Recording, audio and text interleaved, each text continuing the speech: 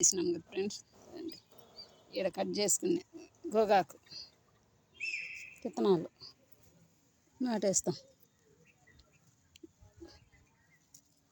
పలుసగా చాలా ఉన్నాయి విత్తనాలు, మాత్రం ఫుల్గా ఉంది కాబట్టి వేసేస్తా ఉంటా ఒత్తుగా.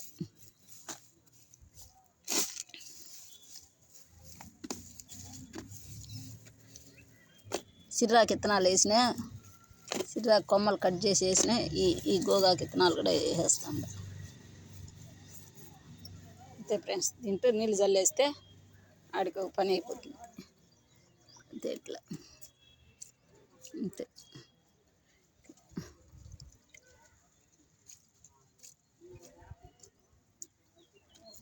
ఇలా వచ్చేస్తాను నీళ్ళు.